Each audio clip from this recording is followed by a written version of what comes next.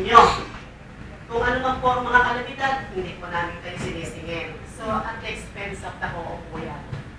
So, kung itatax pa po kami dun sa mga poste, itatayo po namin sa barangay na free, hindi po namin alam kung ano po ang mangyayari sa mga electric cooperatives. So, yun po yung isang 16M. So, sa 2.4 po, wala po tayong issue. Bukas po, malalaman po natin kung tumayag yung board. Inaproval po nila. Kabilaan po namin yung 2.4. Sige, patuloy niyo po. So, kasi, yun nga po sinabi ni Ma'am taga-PLGF, nahihintay lang po namin yung IRR na magagaling po sa kanila base doon sa Republic Act 10531 na kapipili lang po ng ating Presidente no May 26, 2013. So yun po yung naging basehan din ng LEA kasi balang title po nung ito po yung ano natin. Ang title po kasi nito, Department Circular Number from DOE, DC 2013-07-0015.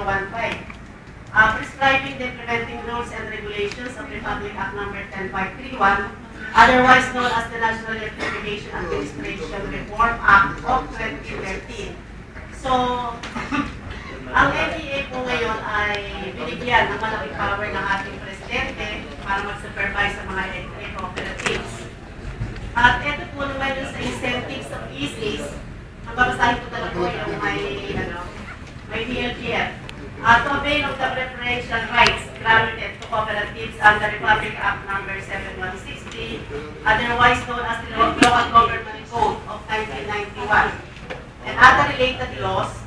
For this purpose, the DOE and the Department of Finance, through the Bureau of the Local Government Finance, BLGF, shall draft within 180 days from the effectivity of this IRR for guidelines for this purpose. So kapag na-release naman po ito